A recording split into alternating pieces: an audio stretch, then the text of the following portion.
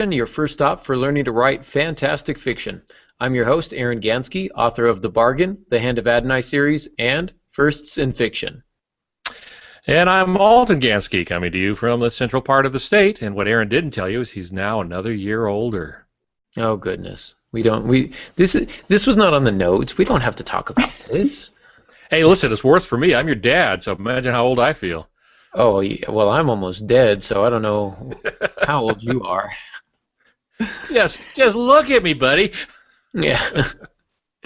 And hey, Molly, how are you?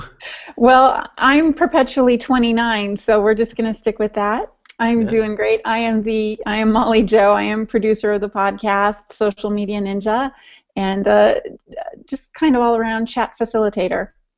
Absolutely, and you do an excellent job. You do an excellent job with it. So, couple reminder for those of you listening to the audio podcast, you can watch us record live at 6:30 p.m. Pacific Standard Time on Tuesday evenings. That's when we do our live chat. And if you want to know how you can kind of get plugged into that, you can always connect with us on Facebook or on Twitter or on the Google Plus, so we can send invitations out to you. My wonderfully embarrassing, patchy, fetal beard here is thanks to No Shave November, which I am doing to help raise money for some of the students at the school where I work, where I'm currently recording. And this is a new announcement that not many people know about. I will be on television tomorrow. This is my first television appearance. It's going to be broadcast live online on kvvb.tv/live.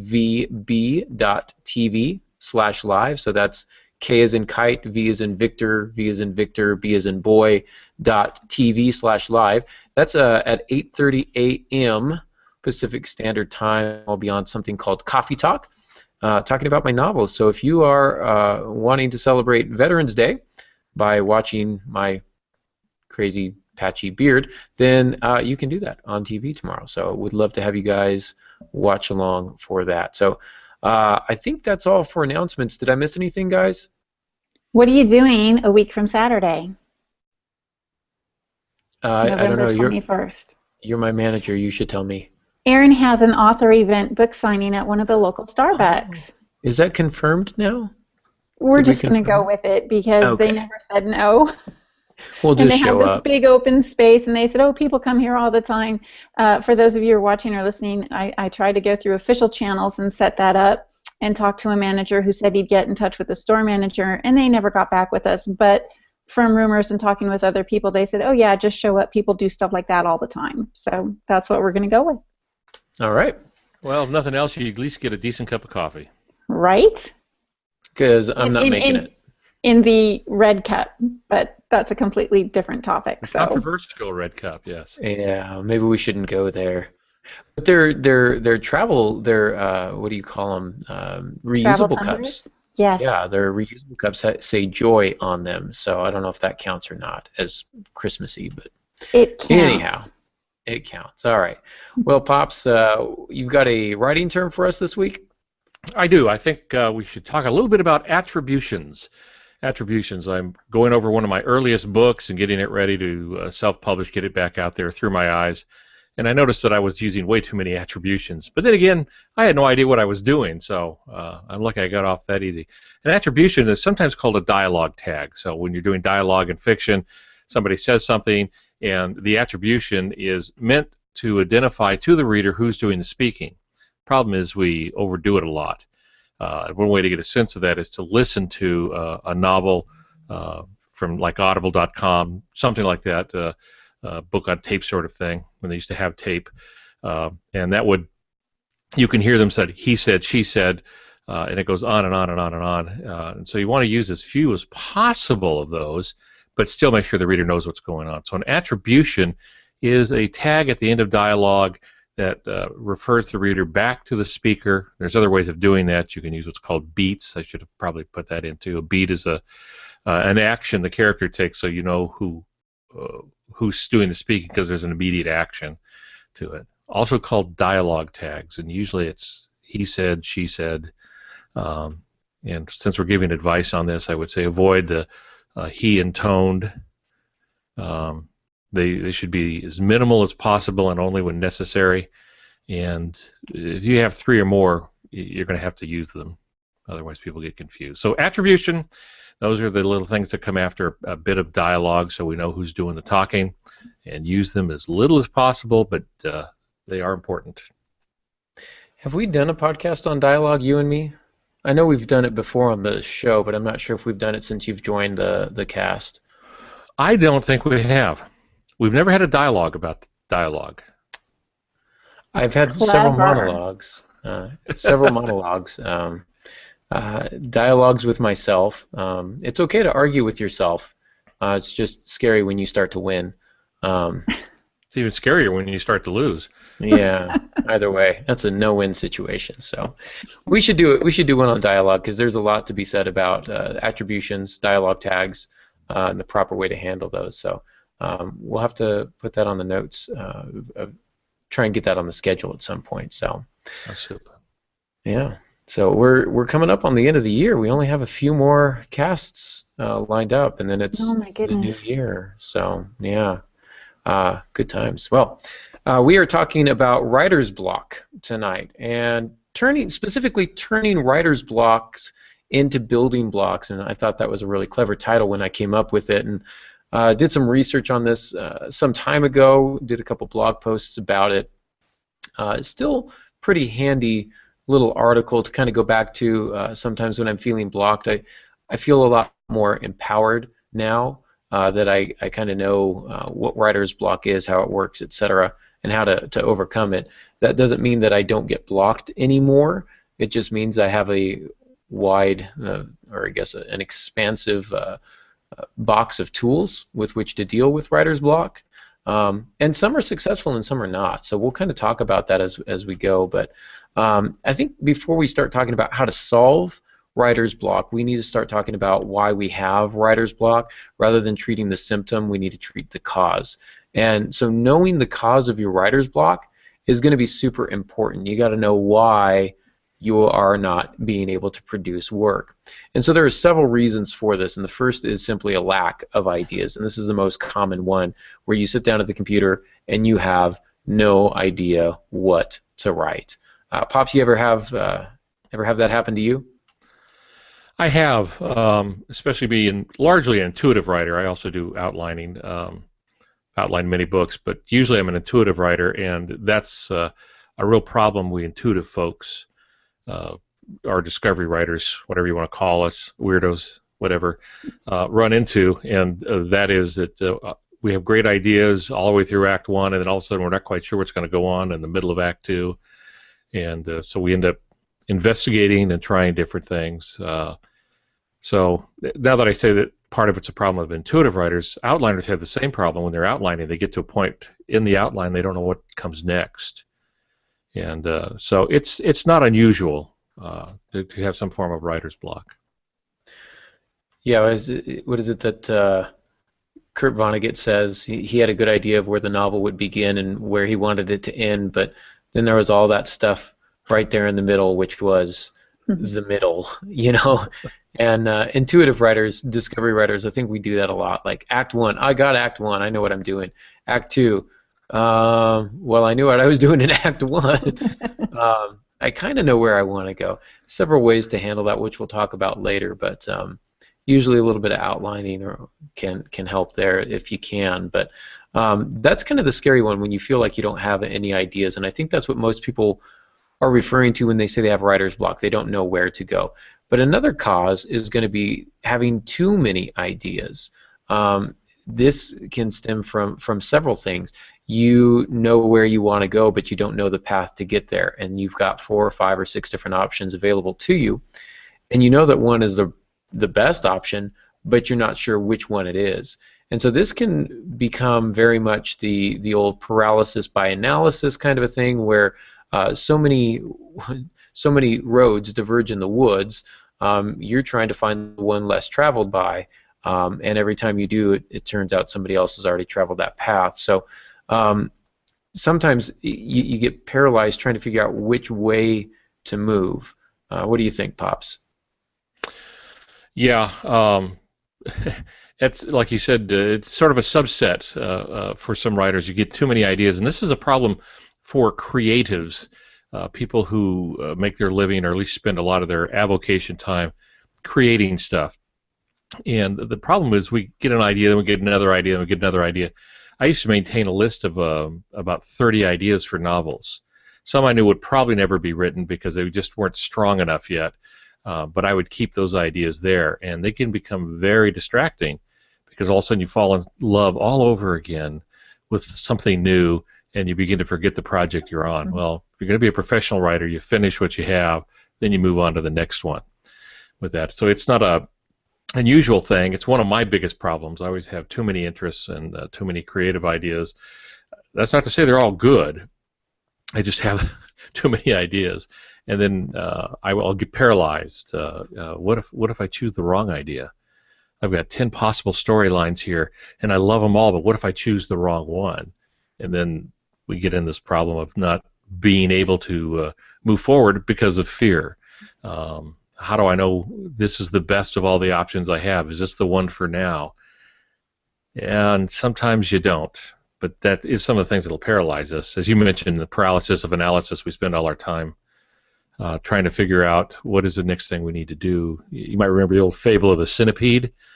Some other creature asked it, which of your 100 legs do you move first? And he could no longer move because he didn't know, and now he didn't know how to start. He had too many possibilities. Which of my 100 legs do I move? And sometimes as creative people, we do that. We have so many ideas we don't know which one to pursue. So it comes a point where you say, I'm going to pick this one and I'm going to go with it, and then see what happens from there. You know, you make a good point about other projects, and originally when I said too many ideas, I was thinking too many ideas for the current work in progress, but when you mentioned that, it makes sense to me that these other ideas that we have never look as shiny and as beautiful as when we're supposed to be finishing something else. And so there's nothing like the Act 2 of your work in progress to make you want to write Act 1 of another project. It reminds me of Dean Koontz. We've talked about this before. We've used this illustration before. But the whole Odd Thomas series came to him while he was working on another project. It just hit him. It was just the opening line, "My name is Odd Thomas and I see dead people. No, not like the movie." And that was the first line. That's really all he had. And so he stopped what he was doing. He got a legal pad out, and he just started jotting down ideas and filled 3, 4, 5 pages of different ideas. And then he set it down and went back to work. And that became his next book. But he didn't spend a lot of time on it until he finished what he was doing. So he had the discipline to say, I'm under contract for this. I'm going to finish this before I move on to something else. I'm so glad to know that I'm not the only person that struggles with any of these issues, because I do all of that. I have the writer's block, but then I get ideas for so many more. My next novel and the one after this, I mean, I've got 7 working titles in my head, and I refuse to put any but the second one down on paper, because if I do, that's it. The first one's not getting finished. Yeah, I like that Dean Koontz picked up the legal pad and started writing. I've done that as well, where I've done, I don't know, I've written a paragraph or 2, usually just like short summaries, maybe a 1-page summary of what I want to write. I've got this great idea, which I won't share here, for a sci-fi book, and I never write sci-fi, but I've got this great idea for this kind of literary sci-fi novel that I want to write, and I'm really intrigued by it, and I'm really excited about it, and I keep thinking about it, but I have so many other books to write first. And Don't so you have me, like 7 more titles first? Oh, it's I've stopped counting because it depresses me. But it's what I do is that's my carrot on the string.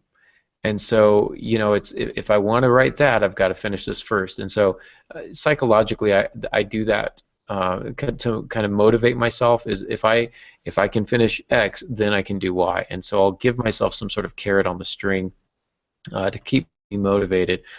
So that's one real quick strategy that I'll just mention there for that. But yeah, that can be a common problem, paralysis by analysis. Another one, you end up like Isaac Asimov in his spinning chair, his 3 typewriters, and if he ever bogged down on one, he just turned to typewriter 2 and project 2 and started having at it, and if that bogged down, he turned around at a typewriter 3 and started working on it, and usually by that time he was starting to miss Project 1. He'd go back and work on that. Of course, he never liked to leave his apartment, so being confined. I want an office like that. That would be fun. Yeah, just go from one to the other. Unfortunately, that's ruined by computers because we just pull up a different file. He had to physically change the direction he was facing. I still feel like we should get 3 separate computers for that exact reason. I agree. Yes, I agree. Yeah, just so we can turn around in the chair and get a different view. I mean, it worked for Asimov, right? So. Well, you know the problem with that. Money. No, I don't know the problem with it either. I think it's a good idea. So. No, I don't know the problem with that. Go ahead and finish your sentence. Well, no, I don't know of any problems. In my world, that's what you do. Okay. That's what I was asking about. Do you know what the problem is? Because I don't see one. Yeah. I'm All right. not seeing a problem. So another source of writer's block can be a lack of knowledge or understanding about your characters. I think this is another one that plagues us discovery writers, where we start and we think we know our character, but we don't, and all of a sudden our character's in a situation where they've got to make a choice, and as an author, we're looking at it thinking, I don't like either of those options. I don't like where either one of those leads, and so all of a sudden we can't write because we don't know what the character is supposed to be doing, what choice they should make, what choice they would naturally make. And so when you don't understand your characters, I think that can often come out in a way where it's going to stymie your writing, and you're going to wonder where this character is going to want to go next and why they're going to go there and how they're going to get there, etc. A little bit of character work can go a long way in figuring this out. It kind of feels a little bit like the last one of the too many options in front of you, but it's also kind of a combination of the first one, which is you don't have any other ideas. I've got 2 options and no more, and I don't like option A or B. So it's kind of a lack of ideas and possibly too many options if you've got to choose between A, B, and C. But this, I think, results in a lot of really crummy first drafts, if that makes sense. And you'll know it because your character's just acting inconsistently throughout, and that can be a real tough thing to kind of go back and fix. And a lot of times writers will just kind of give up. They'll get frustrated, they'll feel like they don't know what they're doing, and then they'll just give up. So that, I don't know, Pops, have you ever experienced anything like that? Yeah, certainly. But first let me say there's nothing wrong with writing a crummy first draft. Sending a crummy first draft in is perhaps a problem, but that's why they call them first drafts. There's nothing wrong with that. Doesn't matter if it has gaping holes in it, or plot problems have yet to be resolved. Sometimes you won't figure those out till you get past that and towards the end. No, you're wrong. You're wrong. It has to be absolutely perfect from the get-go. That's my writer's block. Well, you suffer from Dean Koontz-itis then, because yes. he does one page at a time till it's perfect. He rewrites it, then he'll start page 2, and that would put me in the insane asylum. I don't know. Does that sound like me, Aaron? Does that sound like something that I do? Yeah, it does. And yeah, it does. You've been getting better. You've been getting better, though, and I've seen a lot more progress, and you've been doing more new pages, and so that's good. So because I submit crappy first drafts to you for review. Okay. Yes, which is important. I think Dean Koontz is the exception to the rule there. I know infinitely more writers who continually revise and end up never finishing a project. Sure. I think those who revise as they go and actually finish projects are in the minority, but sure. You always got Dean Koontz to hold up there and champion for that. So yeah, and the key is to get the project done. It doesn't matter which way you do it. You don't have to do it the Dean Koontz way or the Stephen King way. I think he does 3 drafts or something like that. You find what works for you, or the Angie Hunt, who we've had on the show before, just starts at the beginning and races to the end. And when she's done, she doesn't have a complete book, but she knew she wouldn't. That didn't matter. She wanted to get the story down, some of the characters, some of the dialogue. Really what it is a big outline. Then she goes back and really begins to work on it, and that's where the magic takes place for her. So the first one is getting the ideas down and then getting more detailed with that. Yeah, I had a character, in fact, in this book that I'm reworking, walk out on me. Just I was trying to be true to character, true to personalities, and I got to this point in this one action scene. I said, all right, what would she do? And the idea was she would turn violent and walk away from the group. It's an ensemble cast, and she would abandon the cast, which she did. And I was paralyzed. I had no idea what to do now. I was missing one of my characters. I didn't know how to move forward.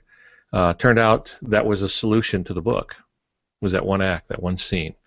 I couldn't know it then, but I remember pacing around the house trying to figure out what in the world I'm going to do now. But as it turned out, I'd had established other characters, and one could fit the bill for the last part of the book. And then the other character comes back when much needed. I remember that story. That story you told me before, and it's always stuck with me. And the lesson that I learned from that is to always be true to your character. And I guess that's another form of writer's block, is where you are true to your character. Your character, pulls a fast one on you, something that you hadn't anticipated, and leaves you in a lurch. Like you say, it's important to let him. You had to let her walk out, otherwise the book would have been contrived, right, and it would not have that ring of truth. So you did the right thing there, and it ended up helping the book out tremendously. It would have been infinitely easier for me not to let her do that. It, however, probably would have damaged the book. The book would not have been as strong without her doing that. But I just couldn't know it at the time. So sometimes the way you deal with writer's block is to understand that that you have to let things just go. You don't have to have all the answers right away. We don't want to get back into that that idea of the paralysis of analysis that ties us all up. Yeah.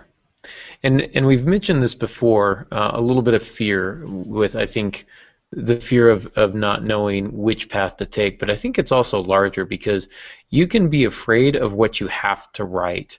I spoke at a writers' conference this weekend, and I mentioned again, as we've talked about on the show, writing what you fear and overcoming that. If you've got a scene that's pretty emotionally grueling, you may not want to write it, and you'll find anything in the world to keep you from writing. You start to put the obstacles in your way because you know once you sit down you have to write a scene that's going to be emotionally traumatic, and you don't want to do that, or you're going to make yourself vulnerable to your reader, and you don't want to do that. Or you might have to kill a character that you really, really love, and you don't want to do it. So there's this fear. For me, this is most tangible, most clear. This is the one that I'm currently facing because I'm on I'm writing the final book of the Hand of Adonai series, and this is a book that I've been working on since 2009.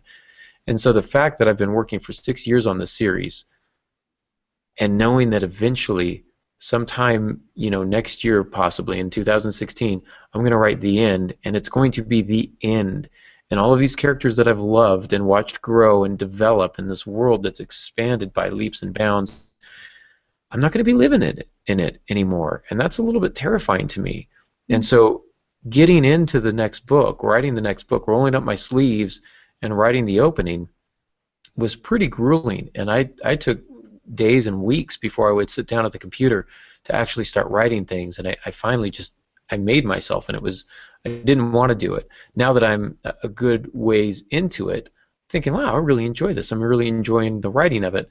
And I'm having to just convince myself that I'm going to write a prequel, or I'm going to convince myself that I'm going to write a sequel. I just have to lie to myself and say, no, it's not really the end. I just think it is. So, I find some way to kind of keep myself going, but I don't know. Have you ever had that experience, Pops? Yeah, I hate to confess this in a public medium, especially something that's going to be on the internet forever. But yeah, I sometimes miss my characters. I've caught myself wondering how they're doing. Mm-hmm. I did that with a J.D. Stanton of A Ship Possessed and a couple of other books, but I remember driving down the road wondering how he was doing, and then I had to remind myself he's not real. But you spend that much time with even a fictional character, they become very real to you. And to me, that's how you know if you're doing it right, is if it's all real. That scene you don't want to write, if it's bothering you quite a bit, then you're probably doing it right. If it's a lot of fun, you break out laughing, which I like to do because I try to write a few funny characters in every book, but then you know you're doing it right. Agreed. Yeah.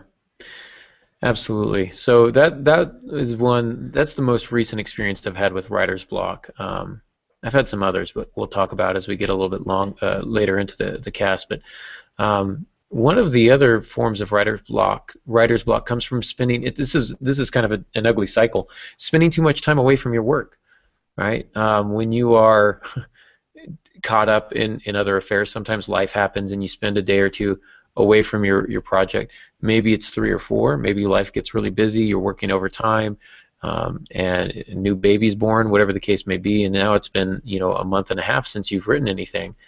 It's going to be tough to get back in. You've gotten into a habit of not writing, and so to develop the habit of writing again is going to be painful. You're going to have to really motivate yourself, push yourself. And I think it's Stephen King who talks about, what is it, for every day that you spend out of your project, it's going to take you 2 more to get back into it. Because coming back to the Hand of Adonai series after writing another novel, 2 other novels actually, was tough. I had to reread several things, and kind of get caught back up and remember where I'd left off and where I was going, and reread my notes that I'd made months ago and try and decipher them and figure out what it meant. And I've just now, after another week and a half to 2 weeks of kind of rereading things and jumping back into it and trying to write a page here or there, I'm just now kind of at the point where I know where I'm going, hitting my stride. It's taken a very long time. And so that's kind of that vicious cycle of not writing leads to more not writing, and so you want to avoid that. And one of the ways you do that is just by to consistently write, and just make sure that no matter what, you're putting 100 words on page, whatever it may be, something to kind of keep you invested in that world. Yeah, exactly. Now, you don't always have to be at the computer, though, because writing takes place away from the computer. And I know that I do a lot of my writing, not putting the words on the page or in the file, as we do today, but because my mind won't let go of the project. And so the characters run around in my brain, they haunt the halls of my mind, and so I have to pay attention to them. So lying in bed at night, those characters are there. I wake up in the morning, they're there. When I'm driving down the road, events are occurring to me. When I go to a movie, believe it or not, we'll talk a little bit about that, but that's some of the most creative time I spend is watching story take place in front of me. So we continue to write. It doesn't necessarily have to mean banging on a keyboard, but it does mean staying focused on your work, because it especially with a novel you have to live with it. You have to live with the thing. Agreed. I remember taking a poetry class, and one of the first things the professor said was, you have to basically eat, sleep, and drink poetry. And I thought, you are a crazy old man.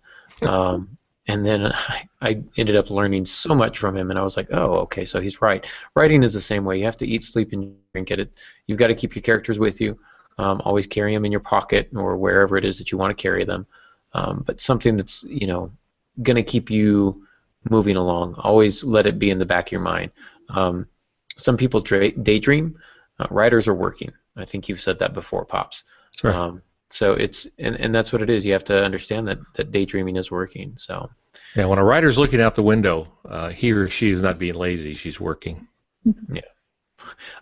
In writing the Hand of Adonai series, I'd get stuck and I'd be like, I don't know what to write next, and Naomi would be like, why don't you go play some Skyrim, play some video games? Well, there go the lights.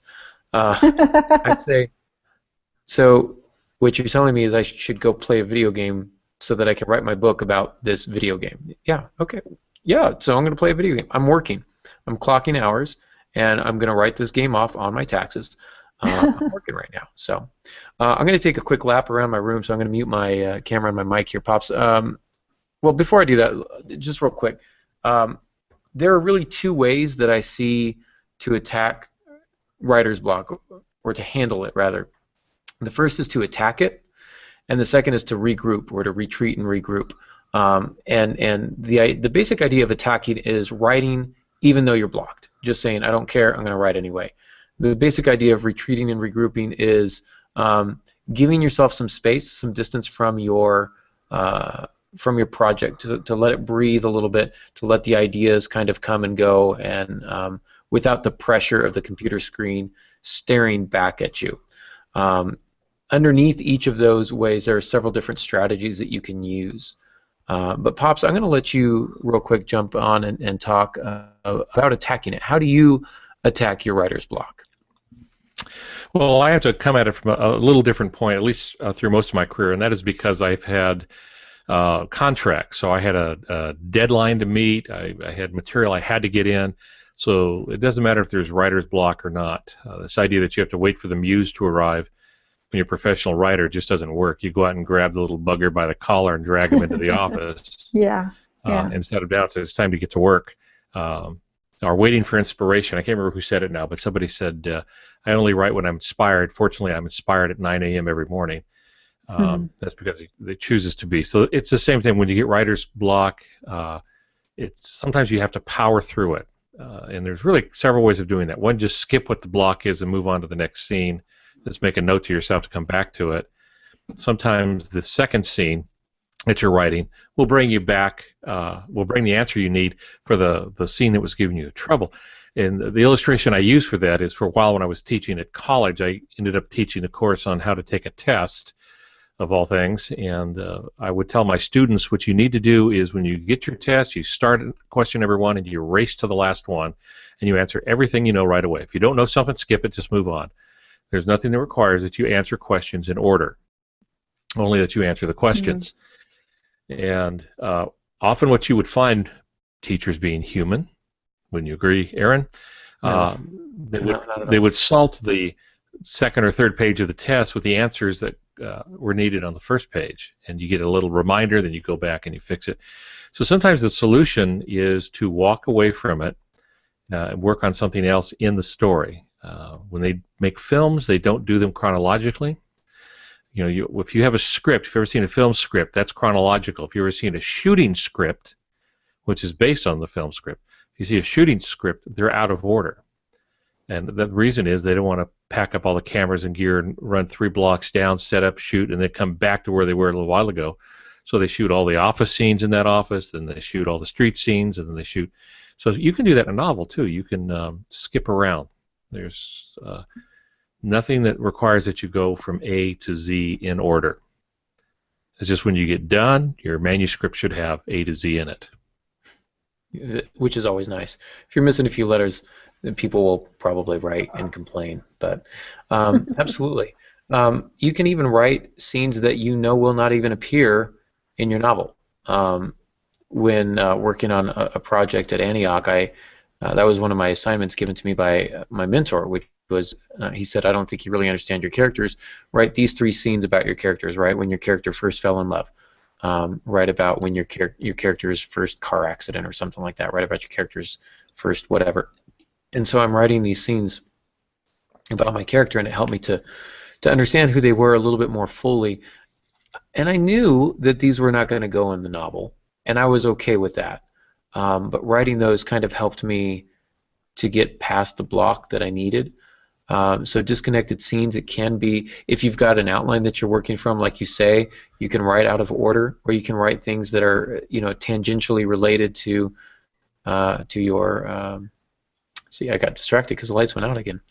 Boy, you just suck the energy from the room, don't you? I really do. Well, it's on a timer, and so it's like if they're off, they'll stay on for like a few minutes. But if they're on, they stay on for like 30 minutes or whatever it was. And you're coming across fine though, so you're good. Yeah, I'm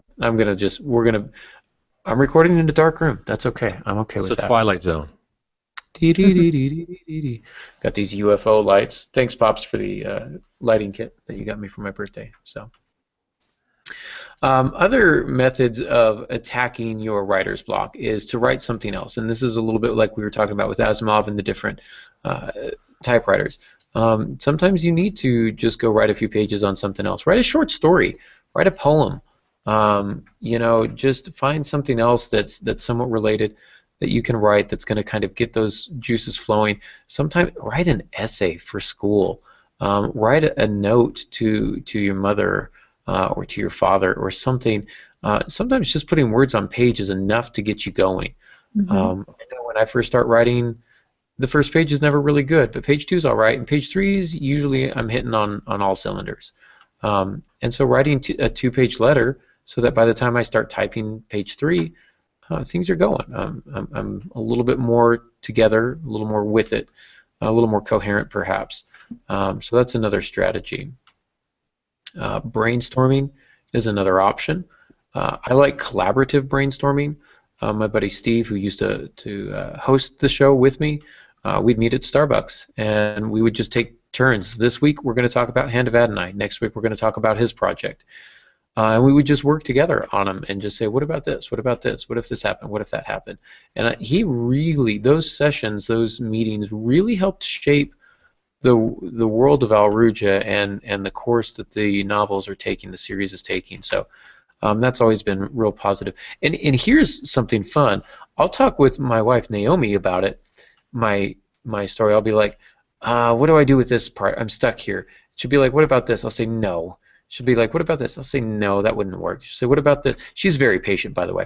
She'll say, what about this? I'll be like, no, but now that you mention that, what if I did this? And just her mentioning something that is not the solution to the problem got me thinking about a piece of the solution to the problem. And I've been able to piece a lot of things together with that. And she understands it. I love my wife so much. She's so supportive.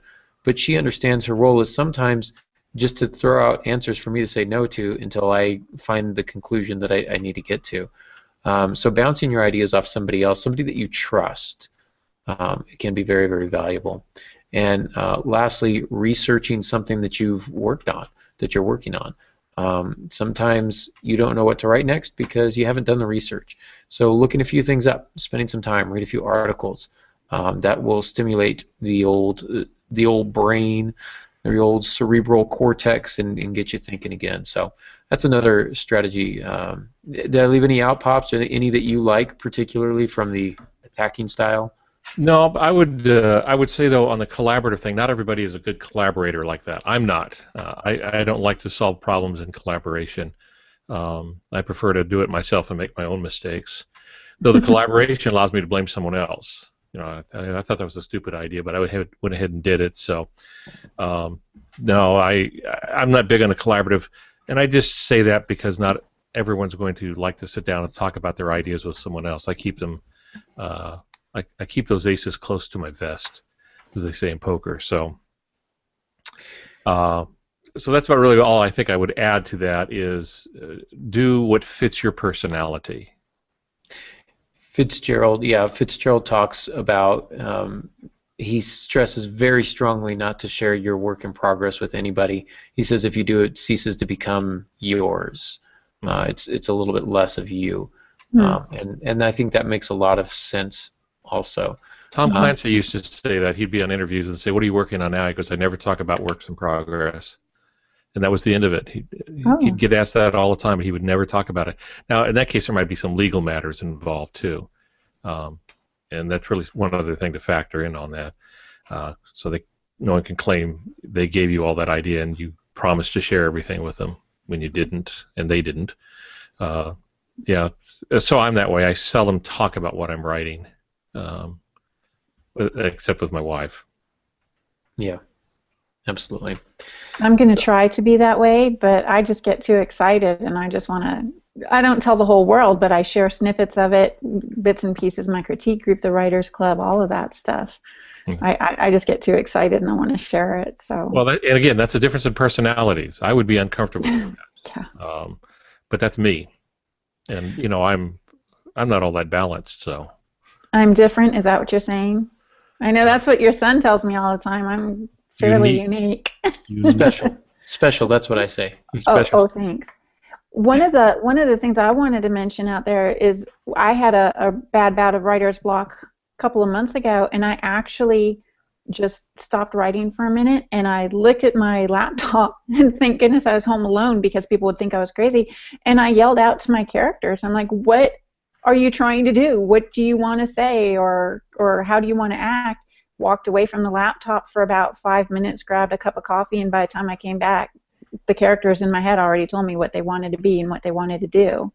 And that leads to one of the things I wanted to add to the notes, because I think you're spot on with that. I call it the walk away. And when you're just all bound up, things aren't coming, the best thing to do is to get up and leave. Walk away, and when you come back, you have a fresh perspective. And one of the places I began to really see this work for me is I try to do a crossword puzzle, a USA Today crossword puzzle a day. But I don't like to spend a lot of time on it, so I'll do a little here, a little there. And I've noticed when I'm moving along through the puzzle, I'll have the television on or something, but anyway, I'm moving along through the puzzle, and I just can't get some stuff. I quit, I go on my daily duties, and I do the work I need to do, and then I'll have a few minutes, I'll stop, I'll look at it again, and all the answers I couldn't find are right there. They were just obvious. Mm-hmm. And I don't know why I couldn't see them then. The only reason I can do that is I got up and I walked away. In some of my writer's blocks, I go to movies because I'm seeing story acted out, and that just triggers the story mechanism in my mind. And even though it doesn't matter what the movie is, it has nothing to do with that. It has to do with a dark space and action taking place on the screen, and it might be the popcorn too. That might have something to do with it. But other than that, that's all it does for me. But it does open that door in my mind. Mm-hmm. Which is, it's important. See, I call that the retreating or the regrouping, and that's simply, but if the pressure is just too much, if it seems to be more psychological than anything, sitting at a computer staring at a blank screen sometimes is not productive. I really advocate the attack method because I think it's important to put words on page, and I think the more words you put on page, the better off you are. But I wrote a first draft like that. I remember I wrote probably 33% to 40% of a novel while I was suffering from writer's block. And I just kept going and going and going and thinking, man, this is nonsense. I can't keep any of this. This is really disappointing. And I used that attack method. I finished the book. It's not usable in its current state, but there are enough gems in it there I can polish it up. But that doesn't always work. And so, like you say, this walk away, this retreating or regrouping, I think is really important. And I think there's a physical nature too. Writers by nature are not always the most physical of people. Sure, there are some who work out, and we'll go to Blue Ridge and there's a gym there, and sometimes it gets used. But sometimes physical activity can really help stimulate the mind. So maybe going for a run, or if you're me, maybe you go for a walk, or realistically, let's just be honest, you go for a shuffle. So you shuffle from room to room, and Is he looking at me? Is he looking at me when he says that? I'm looking at my camera. I'm looking at my camera. So, but that physical activity gets the blood pumping, and that's going to help kind of stimulate your ideas, and now you can think a little bit more clearly, perhaps. So that's one option for you, is to kind of do something physical like that, or if you're really tense about it, take a hot bath or a shower, and kind of relax and give yourself a moment to kind of breathe. A lot of times, distracting yourself, if you continue, like you say, with a crossword puzzle, if you keep thinking about it and thinking about it and thinking about it, you're not going to find the answer. But you walk away, you look at something else, and all of a sudden the answer makes sense to you. And sometimes I think we need that break. Yeah, just to be clear, if you're going to take a shower, you don't do it with your computer. Oh, I've been doing it wrong. Yeah, just don't do that. It's not pretty. That explains the financial burden that I keep suffering. It could, it could be. See write-offs on your taxes. 15 computers, really? 15 laptops? I take a lot of showers. And I know it sounds strange, but the shower is a thinking room, and part of it has to do with, one, it's warm, two, it's private, and three, the white noise of the water. And that's something else you can do, is white noise. There's stuff you can listen to online or from your smartphone. It's not really music, it's just white noise. Crickets. I've got somewhere it's a boat just creaking in the water, and I don't have to listen to it, but the sound changes the setting for me, and sometimes that opens the doors again. I agree. Another strategy, taking a nap. When all else fails, shut out the world? Yeah, well, I mean, there's a lot of science that says, I mean, obviously, if you're sleep deprived, your mind might be creative, but it might not be coherent. And so taking a nap and recharging your batteries. Sometimes we're just too mentally exhausted to write, and I think quick power naps can kind of help that. Lastly, the one that I want to mention is creative input. And so I say read something, specifically poetry, but like you say, Pops, you can go to a movie.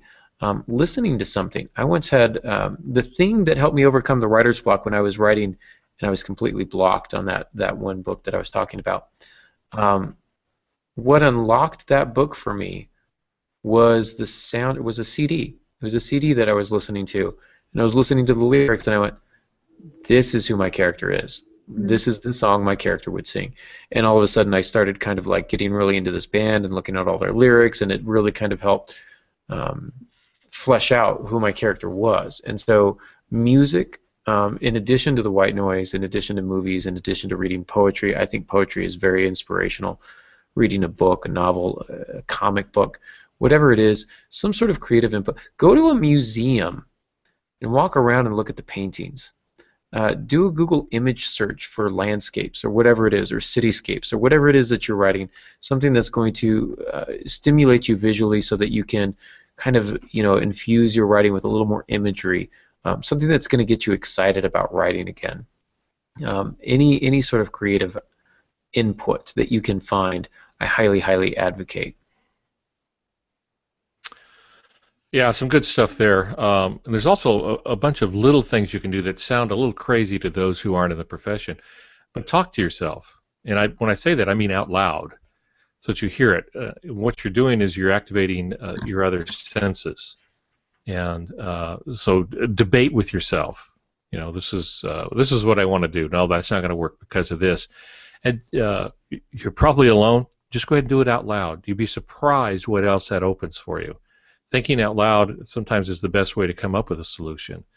Doodle, draw pictures of the house or the scene or the escape route or whatever it might be that you need in your book.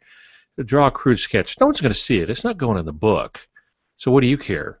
Draw 15 of them if you want until something catches. I remember doing that a few times where I had to sketch it out before I could write it. And I did that. I sketched it out on the computer, as a matter of fact, the old computer that I had.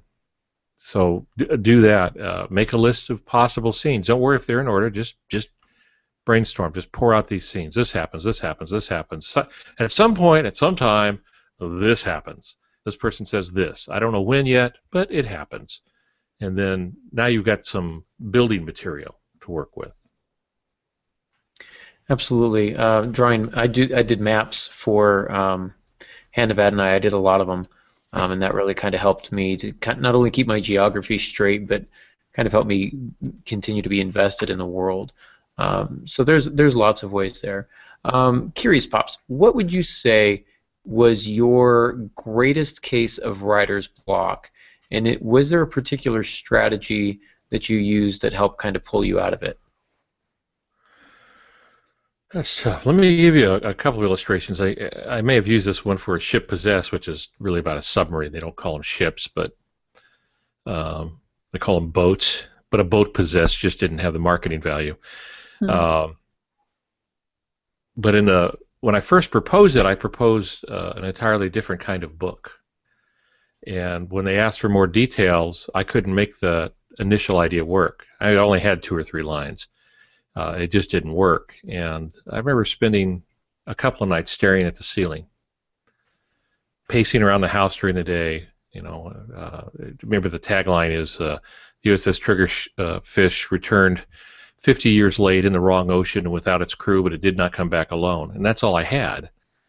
So now I had to find out how I get a World War II submarine from the Atlantic, the rare ones we had in the Atlantic, back into the Pacific. What happened to the crew? What do I mean when they didn't return alone? I had no answers to that.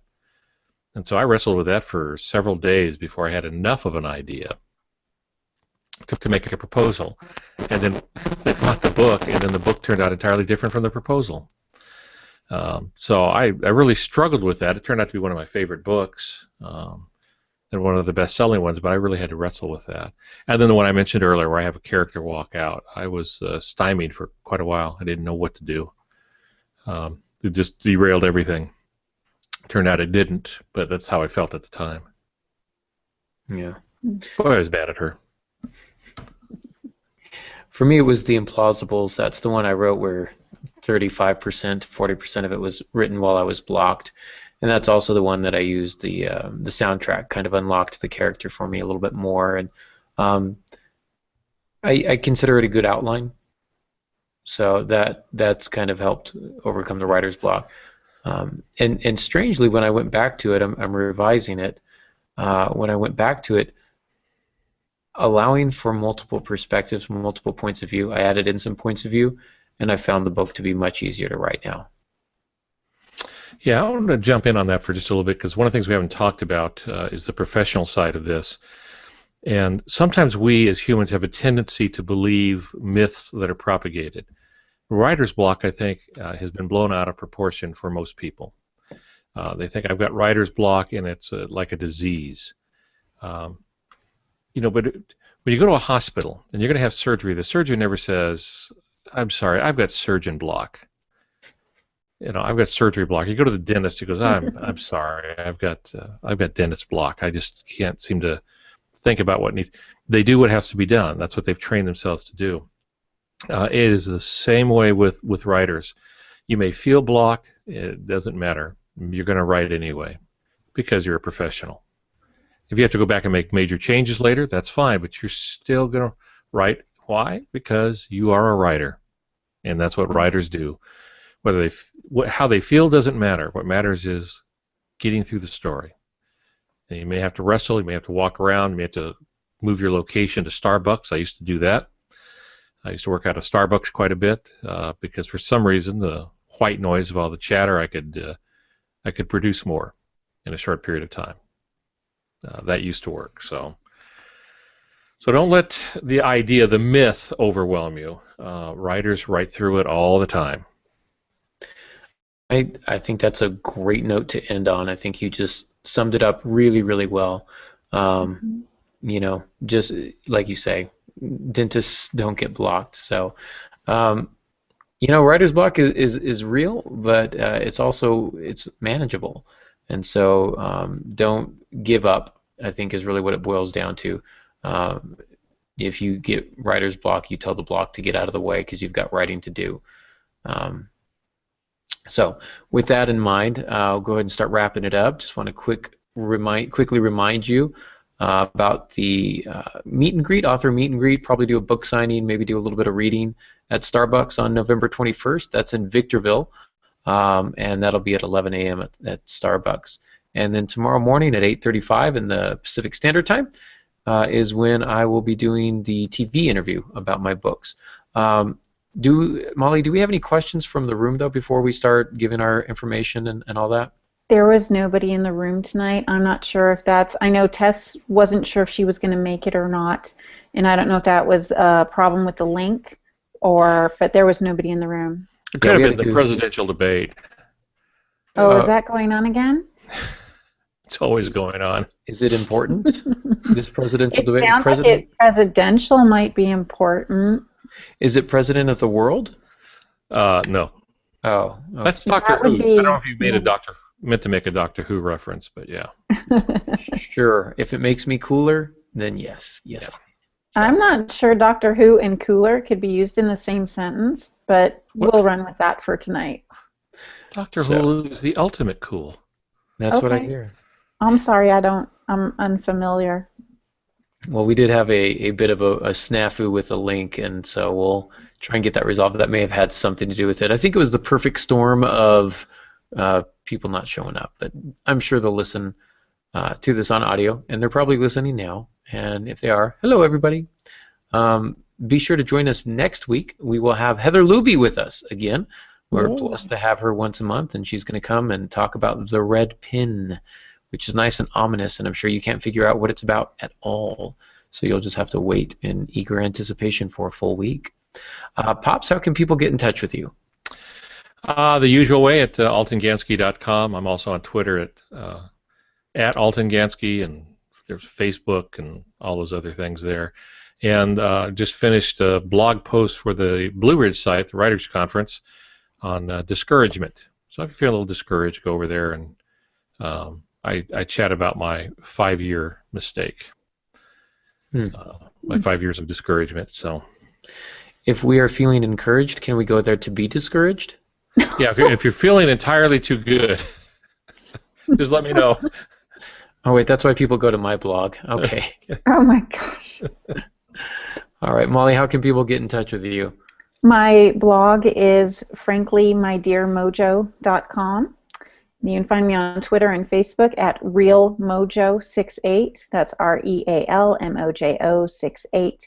And otherwise, just Google me, Molly Jo Really, and the last name is REALY, and you can find me anywhere. Excellent. And as always, you can find me on the Facebook and the tweeters. I am at ADGansky on the Twitter, and on Facebook, just search Aaron Gansky. I'll pop up some place, I'm sure. You can find me at aarongansky.com, as well as all the YouTube videos for Firsts in Fiction and all the audio podcasts and all the show notes there. So we thank you all for listening, and until next week, good writing.